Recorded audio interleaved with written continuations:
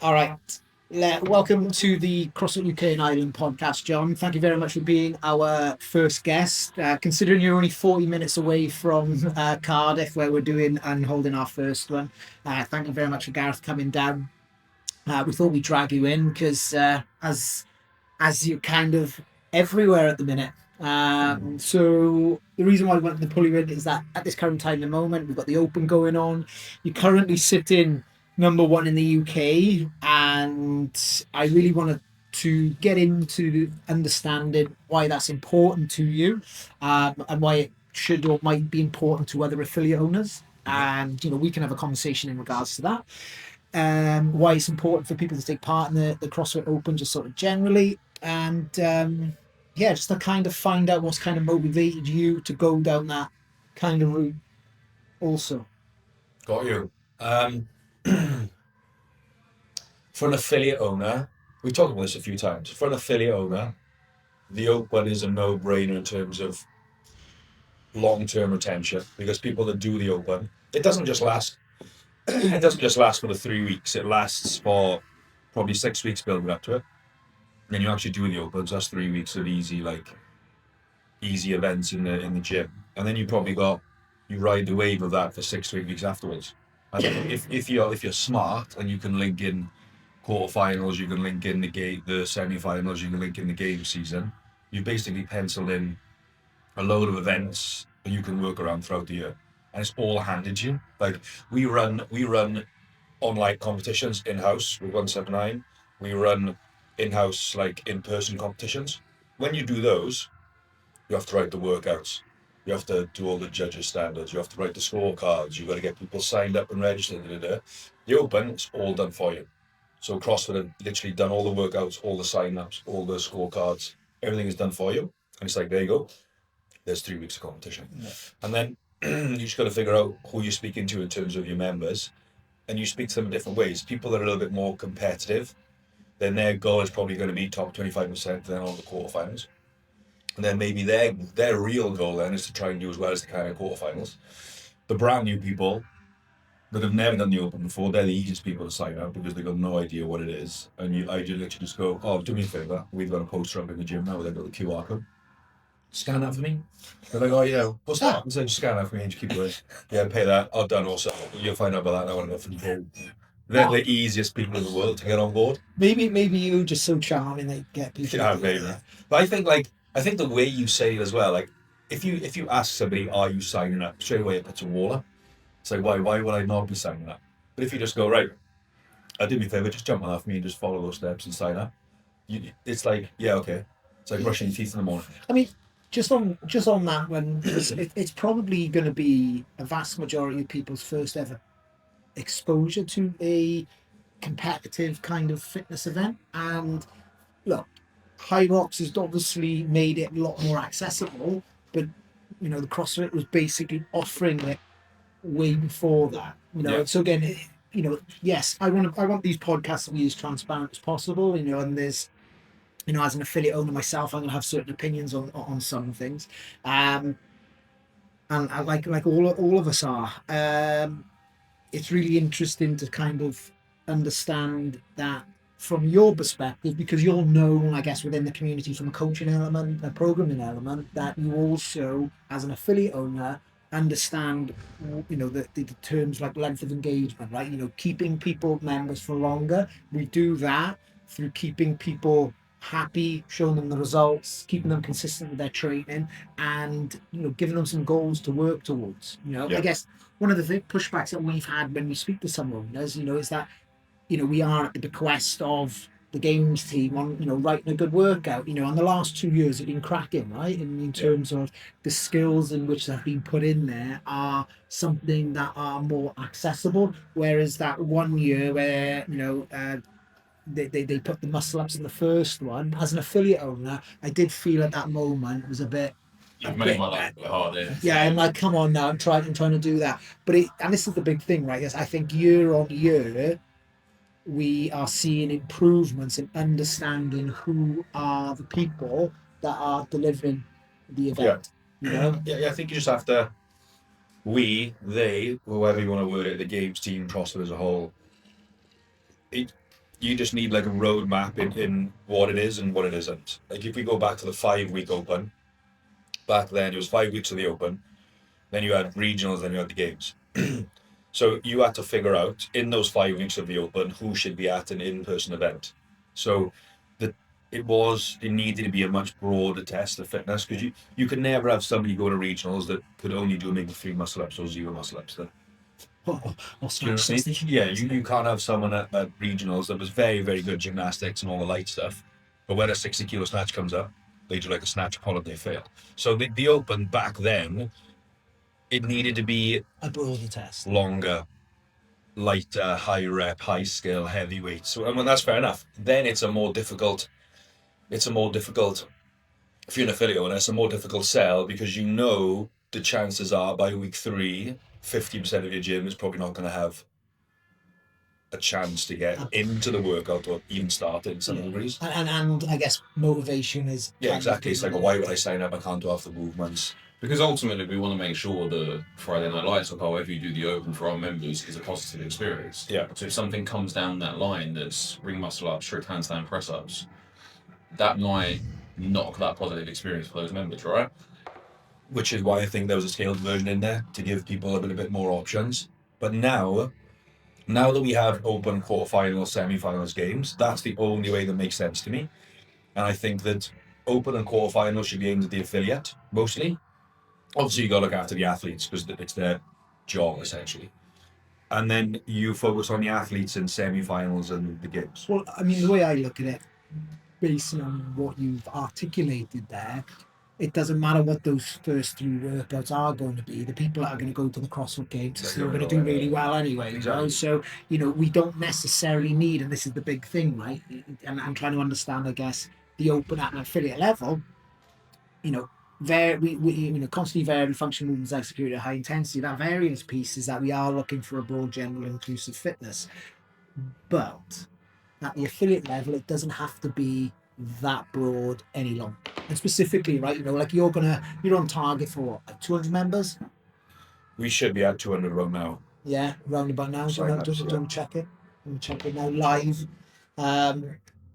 Whereas the quarterfinals can be a little bit, fruitier in terms of what they put in You there. can afford to have one GHD and get you 25% in your athletes of your open participation through that one. Yeah, right? yeah. But again, it's not. You can't look at them in isolation. You can't look at it as the open, then cut, and then quarterfinals, then cut, semi-finals, and cut. It's one. The games is an evolution of what happened at semi-finals and quarterfinals, and like, let's be honest, the open started as the first step in trying to find the fittest male and female on the earth, not ranked 1 through 10 or 1 through 3,000.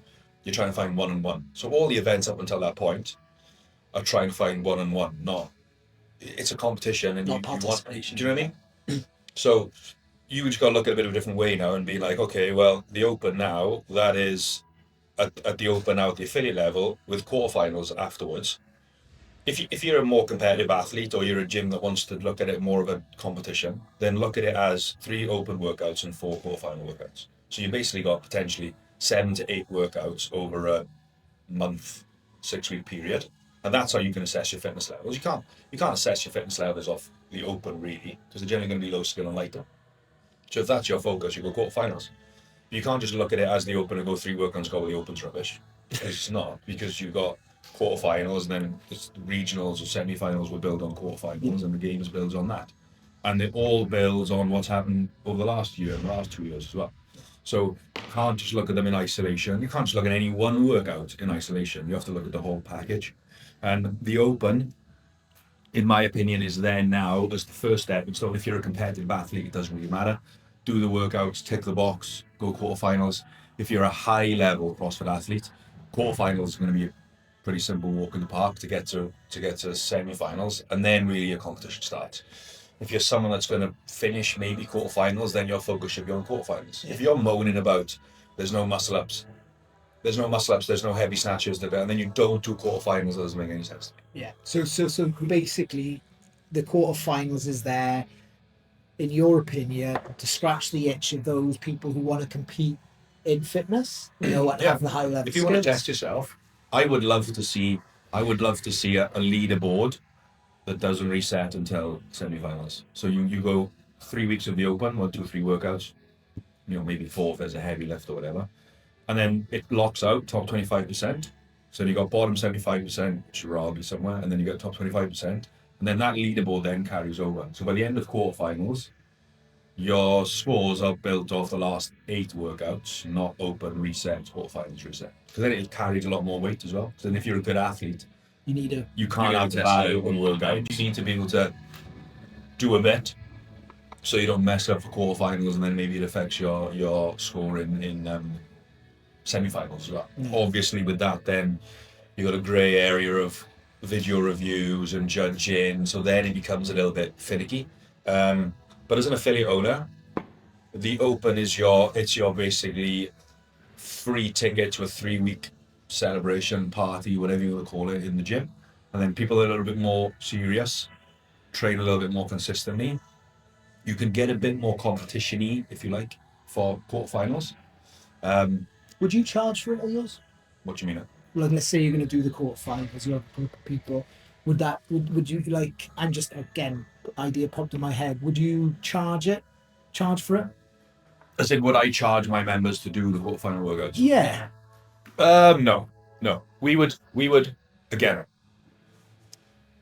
Because obviously there is criteria of what's needed, you know, in terms of filming, video review, you know. Yeah. I guess obviously that's what the advanced judges course is in there. But the reason why I mention is that I actually see a future where the open is done in the gym.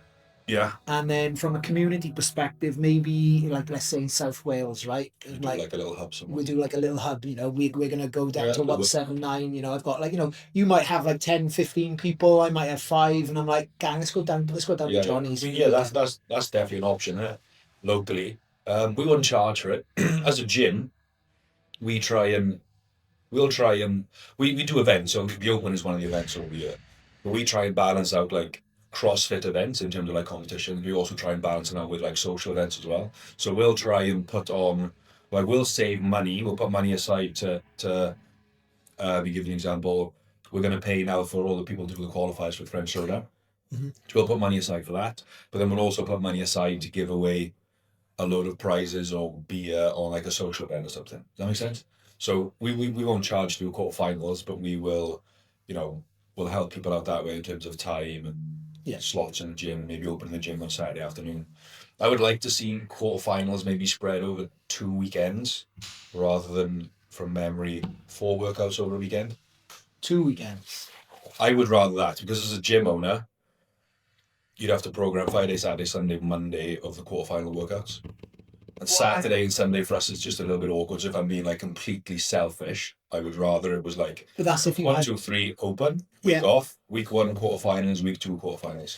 Yeah, look, yeah, possibly. Ideally for like, if I'm just being like looking at how we run our gym. Yeah. Rather than, and I think you get more buy-in that way. Like, how are you gonna, like, if people got jobs and families, which a lot of people have done my way, and that will make quarterfinals, it's like, how are they gonna struggle to free up some time to do Friday, Saturday, Sunday, Monday, because also made it like Saturday and Sunday, right? Yeah. Conversely to that, though, I guess that if you are looking to take part in quarterfinals, you know, that's kind of like a criteria. It's like, cool, box it off, get it done. And like, it wouldn't adjust our programming here at Dragon. You know, if the people wanted to take part in it, we would create, you know, a space. Obviously, it's dependent on the workouts as well, because, you know, we want to be able to, so again, you know, as a facility, we can't facilitate rope climbs. You know, that's unfortunately, just play it out. That's what we've got to deal with, right? But then you could be like, right, well, let's go down to 179 then. Correct. And then we can do that work. But then that gives you more chance to do it if it's more spread out. Yeah. If you and I mean, top 25% is not a small number of people either. Like, that's going to be a lot of people that, you know, like we're at 194 signups, right? You could probably say that 50 of them are going to get quarterfinals. Yeah, at least, you have 200. Yeah. Plus, you got the masters categories as well. So like, that could be, you could be looking at 100 people plus make quarterfinals. It's like, how am I going to get? And you are a CrossFit for And if I'm trying to sell it as we're gonna go open, and we're gonna go quarterfinals, and it's all one big piece, and then 100 people need to do 4 workouts over 4 days. You know what I mean? It becomes very, very difficult It's a logistical. to keep it going on. Going back to that 200 sign-ups nearly, 194. 194. What's that as a percentage of your membership base? We're at 328 members, I think. Sweet. So we're at like 65, 70-ish%. And are you hoping to get 100% signed up? I would like to get 100%. Can't. There are a few people that have annoyed me already, so I don't think 100% is possible. Okay. Plus, his mother's doing it up here. She wants the t-shirt. Sorry, mate. So I'm a member in the gym. Yeah. Right? And you pointed this QR code out to me and you want me to sign up to the open. Jonny, man, I'm not sure. Like, what is this open? And I'm just like, awesome. Elevate. Like if you've never done the open before, I'm like, it's just this workout gets released by CrossFit. It's the first start of the CrossFit game season. We everyone does it in the gym. It's programmed Friday and Monday for 3 weeks. Done. I'm a bit scared though, like put myself out there. Like, yeah, I know. What if I get found out a little bit? I get that, and everyone's worried about they can't do the movements. They're not ready for it. You're never gonna feel fit enough. You're never gonna feel like you're ready to do the open. That's just part and parcel of it. It's no different to a workout we do every single day. Just the environment's gonna be slightly different. And how will it actually work with 179? So we will run the schedule as normal. So we program it Friday and Monday. So there'll be programmed all day. 6 a.m., 7 a.m., 9:30, 12:30 is runners' classes. And we run them. It's a class. It's an hour slot. It's not really a class.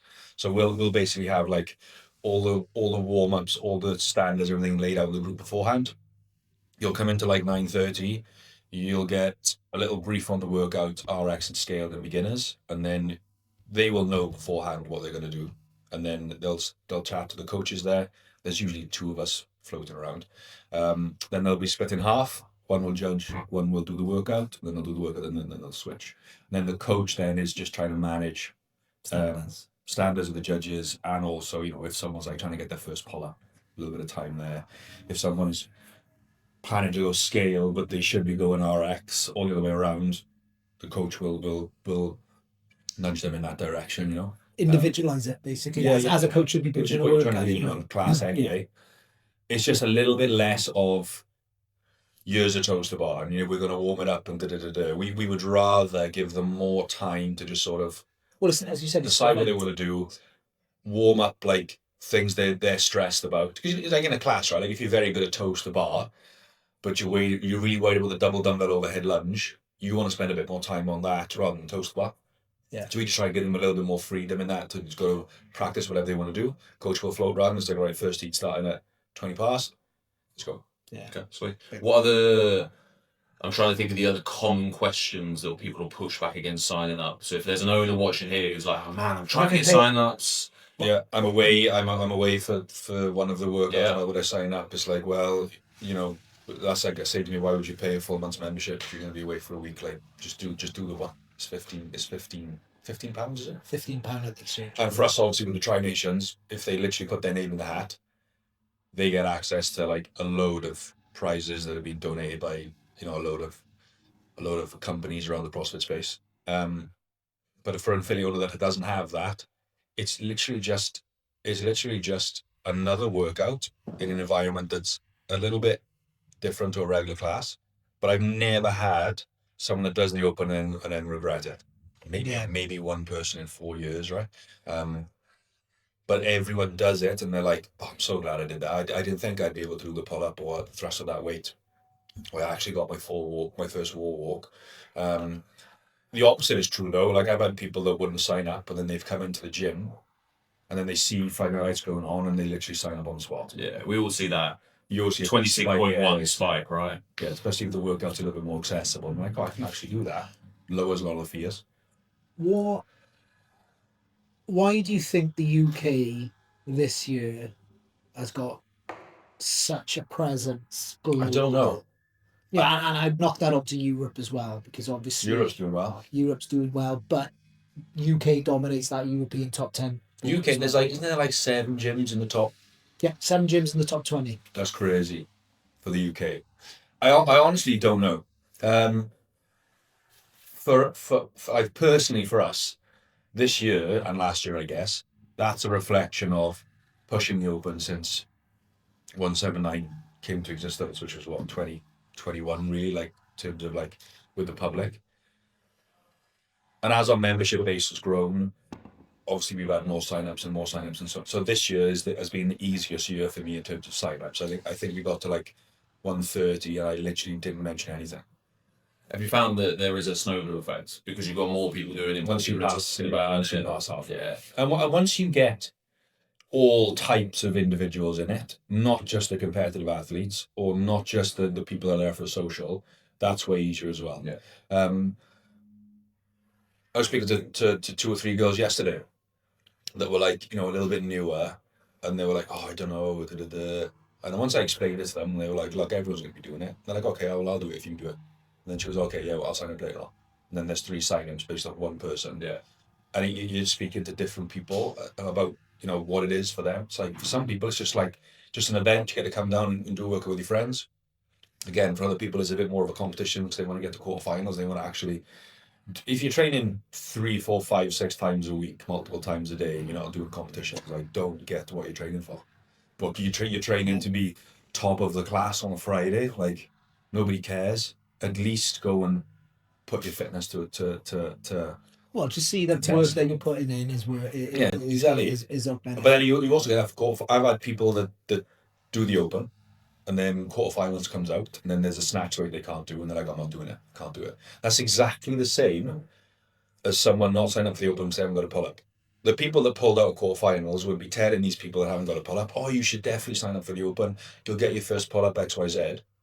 But then those people that are telling the newer people, oh, you should sign up, doesn't matter if you haven't got the movements, will see someone in the quarterfinals, then drop out themselves. Yeah, I just anecdotally on myself last season, right? I within the Masters category got to the online semi-finals. Yeah, there's no quarterfinals, and that was just validation of the limitation of my training. Yeah, what I mean by that is like I'm going into that arena where. And I work with Masters athletes who are training multiple times a day because they can and they love it, and that's their thing, But I'm going off the back end of just doing one class, and even from that, right, I was like, wow, I probably need to do some more overhead pressing because I'm absolutely litter. And it was a bit of a tough pill to swallow. But it was like I'm glad that I went into it, and it just because it just exposes it, from your training. Well, you mentioned something there in terms of I would sort of categorize it as leadership, right? It's like in terms of you're actually doing the open yourself. Yeah, my scores have got worse since about 2018. Yeah, but what I'm saying is that we might be speaking to a couple of owners here that they you've got to be in order to kind of like use it as an event, try and promote it, etc. There's almost got to be an element of authenticity, credibility in terms of doing yourself. Like there's pull no punches, right? You're in vogue at the moment, Jonny, on a number of CrossFit channels, etc. It's gonna some people are gonna resonate with it. Some people are gonna be like, oh, why is he getting all this attention? But one thing I just want to kind of know is that I always see a video of you on your social media in your class. Yeah. Do you know what I mean? It's like, that's a validation of the training that you're doing. You're not going to the games, you're not looking to compete, but, you enjoy the product. Maybe you're assessing your trainers, you're connecting with the community, you're doing it because, God, what are you training for now, John? I'm just literally, it's gone. This has gone like this to me over the years, like when I first started CrossFit and I went, let's say like when I went a full-time coach before seminar staff, I had a lot less time and I would train a lot more. So I was the guy that was training 2 or 3 times a day, like absolutely loved training, but then I had little to no responsibility, take a couple of classes a day, a couple of PT clients, and then as that's got busier, seminars, traveling, preparing lectures, all that stuff, my training went downhill a little bit. And then when the gym opened and I was still trying to learn stuff on staff, my training was basically non-existent. So my training then was just like survival, and for a long time I would train by myself in between the classes. I was taking more, and trying to figure out what workout works and how to program a little bit. So that was like a lot of learning, if that makes sense. Now I'm past all that. One of the only times I would train is like in a class. But like you're in a class because you want to be around everybody else. Like all my best mates are in the gym now. So you want to be around them, training with them, going back and forth on scores and trying to beat them. I mean, they beat me 99% of the time, to be fair. But you have to be in their scene to be doing it. So like if you tell everybody you're doing the open, you better be doing the open. If you're programming for your gym, if you're programming for your gym and then doing zero of the workouts and doing something else, I don't understand how that works. Well, this is something that me and Gareth have been actually talking about in terms of when we speak to affiliate owners. It's like one of the things in which we look for is like, do you do CrossFit? Yeah. Because people can go off and do other tangents, etc. But the way in which at the affiliate level, we promote CrossFit is like, hey, this is a fitness regime which integrates to your life outside the gym. And, like last weekend, someone didn't challenge, that's the wrong way to say it. It was a challenge, but someone invited me to go through like a fitness kind of challenge with them. Mm-hmm. And I'd done no training for it. And I just, that to me was just testing my fitness and just to see if I could just do it, right? And, I just think that carries over and, is a fair, yeah, of course it does, yeah, a fair comment in terms of the number of signups and success. And but it's also not in the classes. It's in the social events. It's in everything else you do around the gym as well. You have to be. I think you have to be visible. Like a CrossFit affiliate is a very personal thing. So if the owner's not seen there visible, it's very, very hard to get your message across through other people, which is something I've found difficult to do. I've literally gone from taking all the classes to now just 2 on a Tuesday night. So then I was like, how am I going to get? Whereas before I could stand on the whiteboard and I could talk about, here's what the workout is, here's the social events coming up, here's we got some challenges. It's just been there on every class all day, every day. And then that sort of slowly stopped happening. So I was like, we got a WhatsApp group, but people don't want to listen to me voice note or talking shit every day. So then we just started like a little podcast. That's an easy way for me to get information out about the next 3 months of programming, charity events, here's why we do this, here's why we do that. And that's actually gone down very, very well. But in the open, I'm not in Friday Night Lights. Like I don't do the work at Friday Night Lights because I'm fucking running the thing. So like I'm at the front, we've got a couple of coaches, warm-up area, we've got a couple of coaches, scoreboards, a couple of coaches managing the judges. So I'm not doing Friday Night Lights. I'll end up doing the open on a Monday afternoon when there's no one around. I would much rather be in the Friday Night Light things, just chilling out and just drinking a beer, having a pizza, or whatever. But it's just not possible, and I'm still there doing it. Do you know what I mean? Yeah, I think you have to be visible. Doing the programming, doing your own workouts, and then social events as well. Everything. But if I didn't do that, I don't see how it would work. Personally, there's probably other people out there that can do it. For me, it doesn't work. I think each affiliate is a bit like a restaurant. How a restaurant will be a reflection on the chef that's cooking. Each affiliate is a reflection of the leader or group of leaders in some cases. And I think one of the questions that we get quite a lot is promoting the open is on the leadership of that gym. And they are the only person that can drive it forward because the members inside that gym look to that leader for direction. Yeah. And it sounds like your direction's been really clear, not just since the 14th of January and open registration started, since the 179's beginning. Yeah, I think we don't do anything in the gym that we don't all buy into, in terms of like us and the coaches. So like if we're gonna do some workouts or a theme of the month or a warm up for the month or like a post workout thing, if we don't all buy into it, it's hard to sell it to the members. If that makes sense. But if we all buy into it and it's something we want to do, it becomes way easier because you're passionate about it and you actually believe in what you're giving people. And then it's like, why would you not do it? Like we've been doing a thing to raise money for a charity. We've been doing 31 burpees for 31 days after every class. The buy-in's like 99% of people. Some people have to dip out because they've got to go to work or they make an excuse they don't want to do the burpees. But like, we finish the workout, 2 minutes later, we're all doing 31 burpees. Yeah, time management burpee. Really shit hard. But that's because everyone's buying into it. Yeah. You know what I mean? if we had a coach that wasn't really into it, it would never work. You'd have half the class leave, and then it's gone then. I think coming back to what you were saying about the restaurant analogy, right? It's kind of like morphed in from Gareth's got a background in restaurants, and there was a time where I'm kind of looking at the coach development and trying to understand like the Michelin star rating, and Ash was helping me out, and then Ferran from the coach what's called Virtuous development. the virtuous development. Thank you, Gareth. She said, well, like pizza places, it just got different toppings, right? And I kind of like that analogy. And the reason being is, right, that Michelin guide, that Michelin guide is given to the kitchen, not the chef. And so it's the chef or the executive chef's responsibility to disseminate the culture, the philosophy, etc., through the business.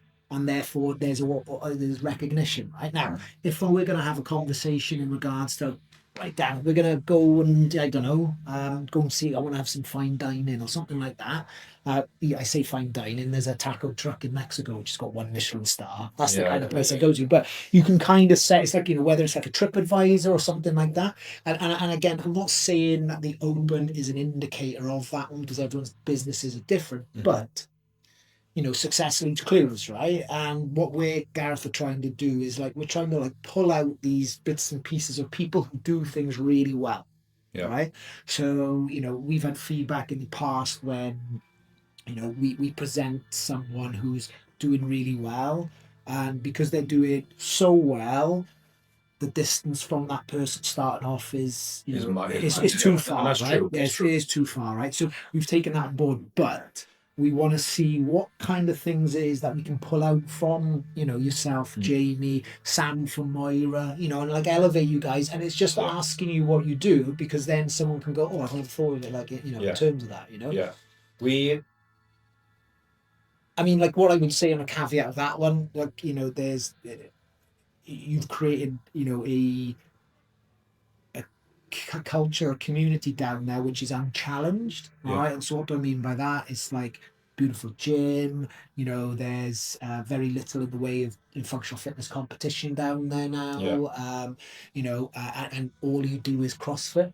Whereas if I was to make a comparison with Dragon, I'll be straight up and honest. We've got hierarchy. We joked about it in terms of when I said, "Oh, Jonny doing so well because you just got studs and studettes that just want to do CrossFit Open, and I've got parents up here, so I can kind of get it." He's like, "No." You can see what I mean. So there's reasons why you're there, but there's also the successful elements of how you create. I had a big eye opener when we started doing the Coffee Pods and Mods affiliate shows with Pedro, with JR, and with Jamie, about how different.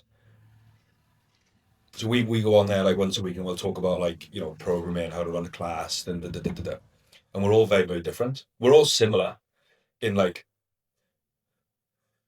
we generally all we get to the same end point, if that makes sense. But how we get there is very, very, very, very different.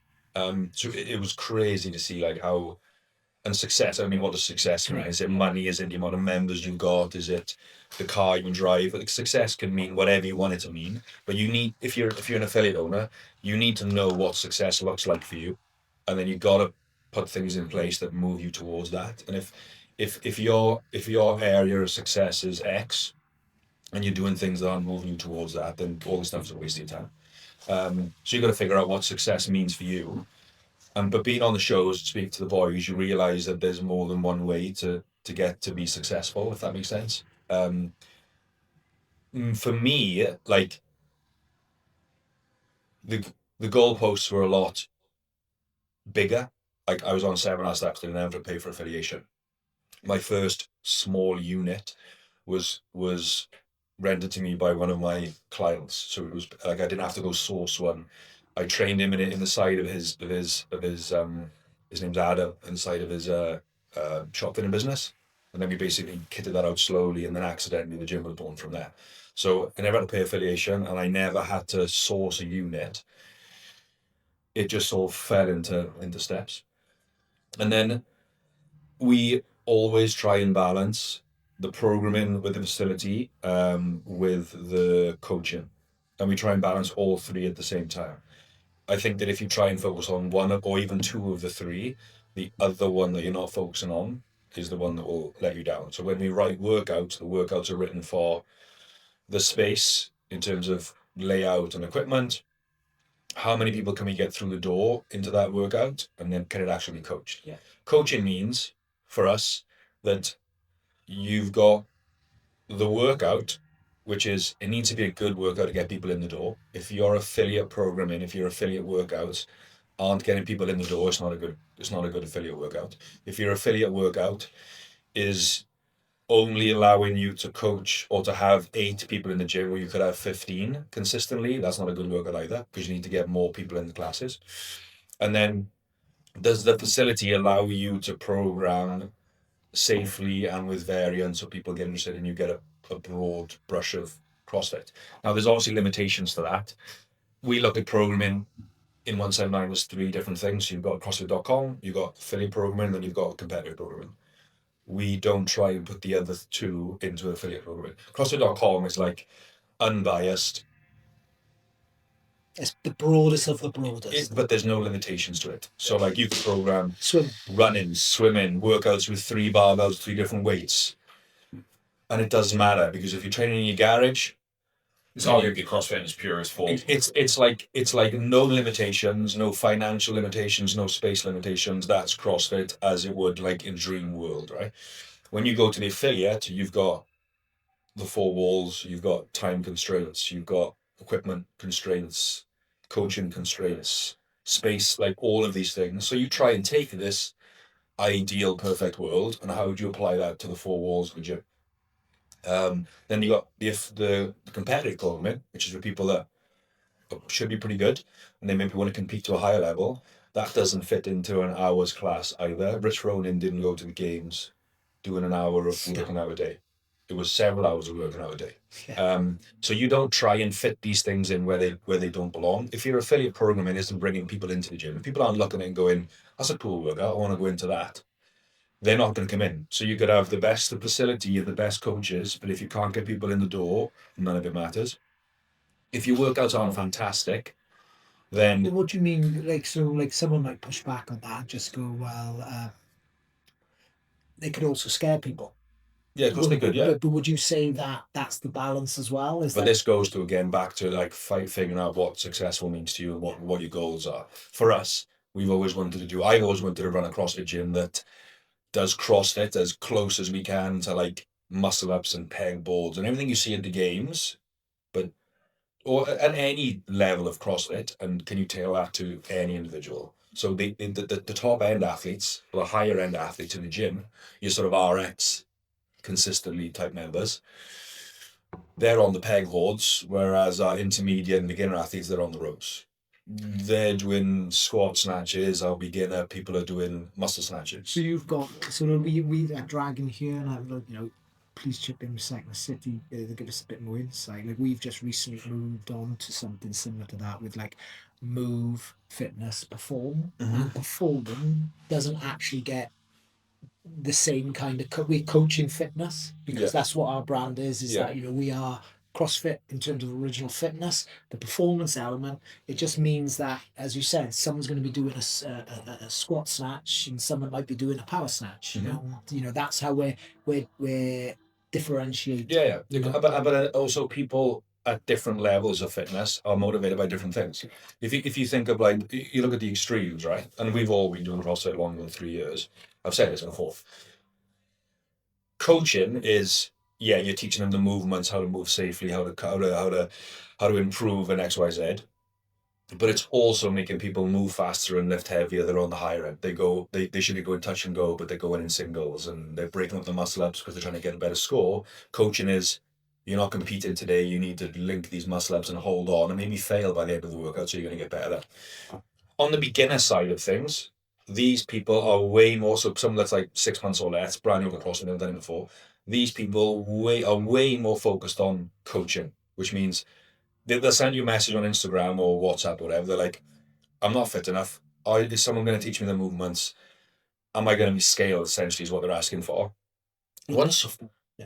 Basically show, like, am I going to be coached in terms of movements and looked after on scale? That's their focus by a mile. They don't ever ask you what the workout is, really.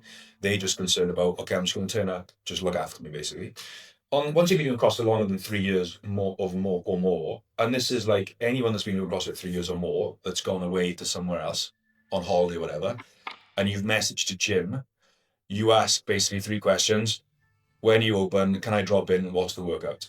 You don't care after about 5 years of CrossFit if someone's going to teach you rope climbing or in the class.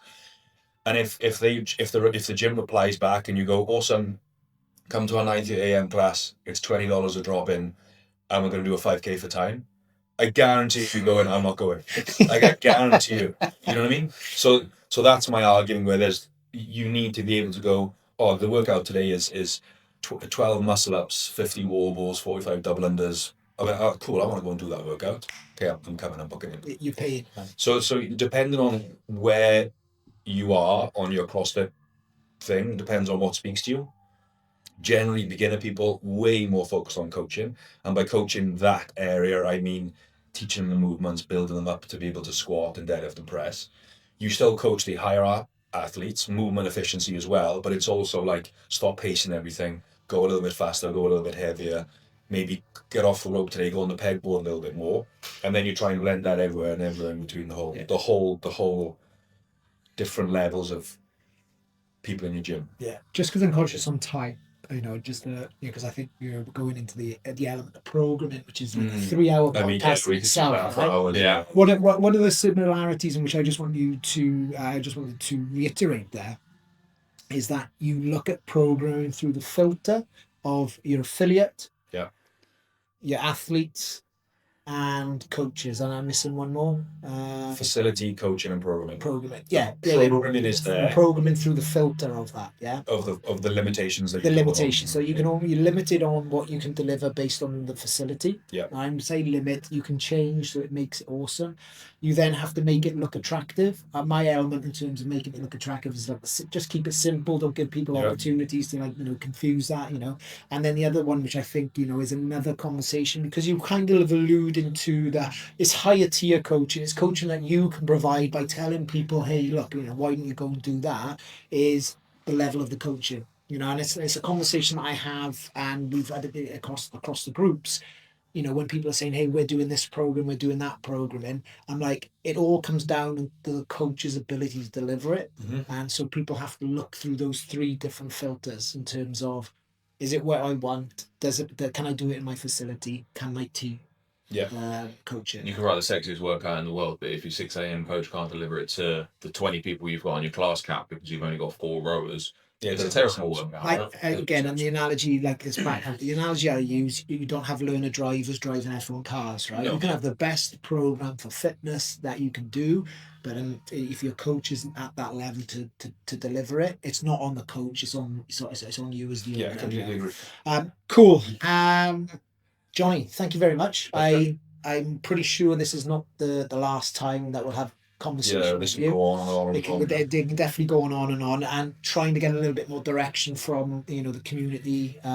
Because let's be honest, I did put a question out, but you actually have to put the question and not take a photo of the question and put it on Instagram, which that's why we've got no questions. But as a couple of crusty old farts, we are learning the technology as best we can, right? So thank you very much.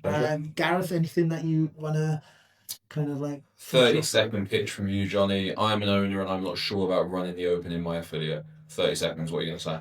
It's literally a competition that all of the hard work has been done for you. You literally haven't got to do anything. You just got to get people to go to a link and sign up, and then you've got 3 weeks of a free competition that's literally been handed you. Sweet. And 30 seconds, go. Length of engagement, it's a bit of fun. You get to connect with your members on a deeper level just by supporting them through that, and everything associated with like running an internal comp. It gives you, for us at Dragon, it's the start of our year of challenges. The next one, all right, is High Rocks. All right, but it allows us basically to, like you've done with the competitive season, and again, that's the idea I took from Jonny, is written up on the board. Sorry, it's not 30 seconds, but again, it just starts the year for us, and so it's within our calendar. Yeah. I'm going to throw in it's an experience. It's an experience being members. Give them the opportunity to have something to tell all their friends about and talk about all year long. Yeah. Perfect. All right, we'll catch you on the next one. Thank you.